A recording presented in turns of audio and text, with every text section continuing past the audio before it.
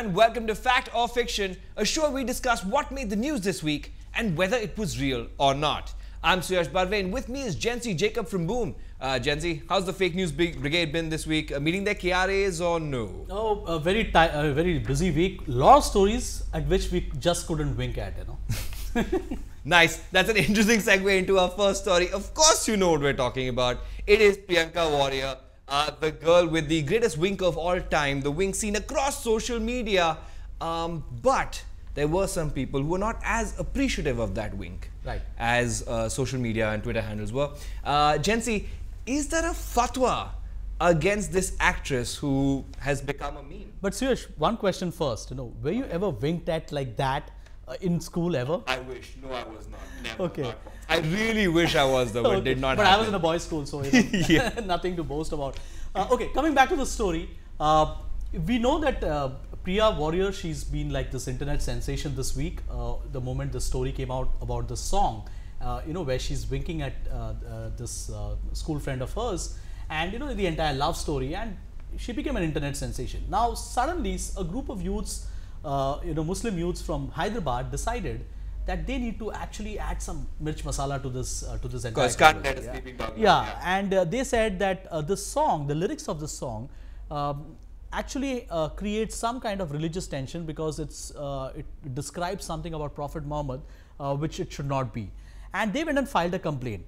Now, there is a very interesting parody handle which we had not noticed earlier called Times How, who put out this quote from this Maulana, where he is talking about how whenever they close their eyes, they cannot think about Allah, and this the image of Priya Varrier comes in their mind.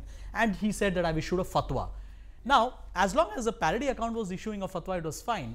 But we found out that several verified Twitter handles actually picked it up and retweeted it. After this, if it would have been just limited to people retweeting, it was fine. But India Times, India Times, so many times we have caught them in the past. Yes. They decided to add this tweet in the story without realizing it is not Times Now, but it is a parody account.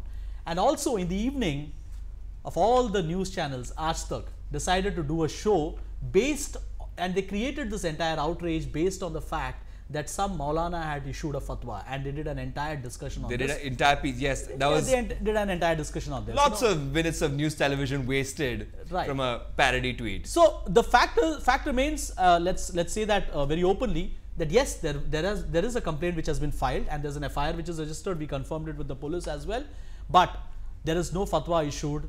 And probably all these people who retweeted that, they either had to take it back, and Aaj Tak has done an entire show which is going to be there on YouTube forever. That story is a wink and a miss. That story about the fatwa is completely false.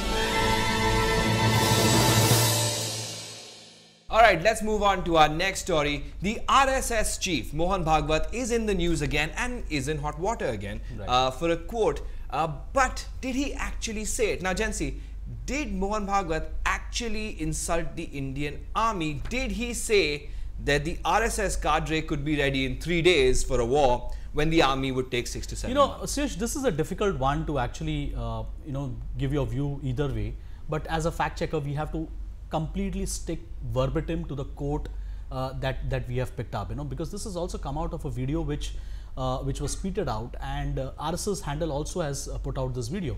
Now, he was speaking to his workers in Muzaffarpur in Bihar, where he was talking about how RSS is a very disciplined organization. It's not a military organization, but yes, yet it is very disciplined. And he was talking about that entire thing about how nationalism is something which is in their blood, and whenever there is a reason for RSS workers to be a part of defending their nation, they will not look back. And in that vein, he said that if there is ever an occasion where people have to be called on to fight a war, while the Indian army will take 6 months to prepare the society to come and fight that war, if you take our people, the RSS workers, it would only take them 3 days because they're already trained for that purpose. But most news channels and news publications, they probably missed that, there was it got lost in translation. Actual meaning of that quote, honestly. So, it's not that, so they put this out saying that RSS chief says that while Indian army will take 6 to 7 months, we will take only 3 days. No, that's not what he meant.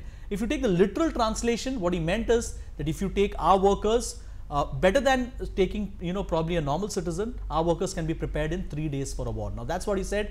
You can always dispute, whether the RSS workers can do that or not and face a very high-tech enemy on the borders. But yes, verbatim, this was the quote. And of course, this caused a lot of outrage. A lot of other handles picked it up. It's become a huge political issue. But at the end of the day, the context was missed. What he was trying to say was in fact lost in translation. So this story is false. Now we're going to talk about a news organization that I trust and completely believe in. I trust every word they say and everything they tweet. Times Now. Times Now recently tweeted out a story and put it up on their website and covered it that the Abu Dhabi Crown Prince said Jai Siya Ram in a in a conference, in an event. Jency, can this even possibly be true? It's not true at all because we know the context of this. This video actually that they put out, they revived this. The reason being that Prime Minister Narendra Modi was in Abu Dhabi, and there was a lot of media coverage around that incident. And whenever our Prime Minister visits any Middle Eastern country, there is a lot of interest. And the fake news brigade, I feel like, goes into overdrive. Yeah, overdrive. Because there's some excitement that they feel that our Prime Minister going and visiting a Muslim country. It's like teenagers at a music festival. It's insanity. It's a party. So that's the context in which I guess Times Now and you also going to say Times Now. Don't lie. You are going to say Times Now. Both of them picked it up and they said, they said that look at this. The Crown Prince of Abu Dhabi is, he's opened a speech, by saying Jai Siya Ram. And the context being, in India, everyone is very ashamed of saying this. And all of that. But look at this, the Crown Prince of Abu Dhabi, saying this. Jai Siya Ram. But in fact, when you look at this video, it's a 2016 video. We know that this was at a Ram Katha, 780th Ram Katha of Murari Bapu, where this columnist, who's actually very well versed with Arabian affairs and talks about the political situation there, he was addressing the Indian diaspora there, and he addressed the Indian audience by saying Jai Siya Ram, and that's how this entire video was released way back in 2016.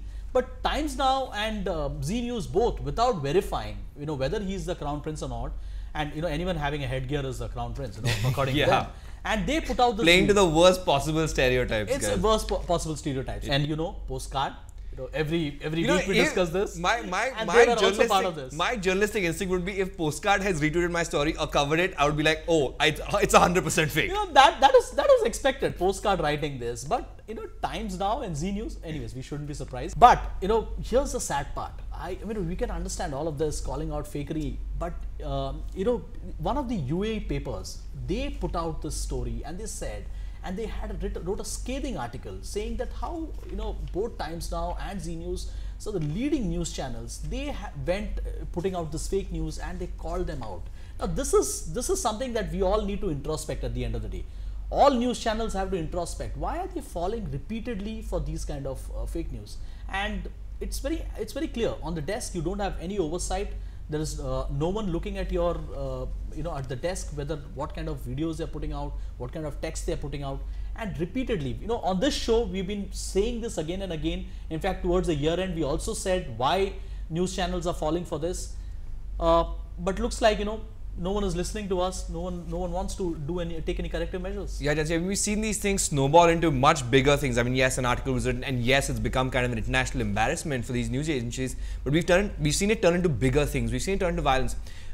Something like this seems like it could have been corrected with a simple image search for the Crown Prince of Abu Dhabi and just hold the two pictures up side by side and be like, that's not him. And look at YouTube, because these videos are there on YouTube. You look there, you'll find out several stories that have been written on this. It's quite easy. It takes just 5 minutes for someone to do that, but that's it. 5 minutes is apparently too much to ask. This story is false.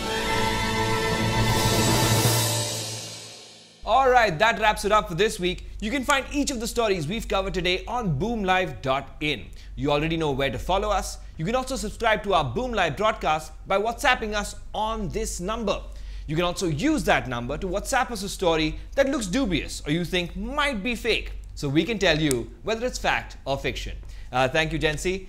And thank you so much for joining us. We will see you next time. Bye-bye.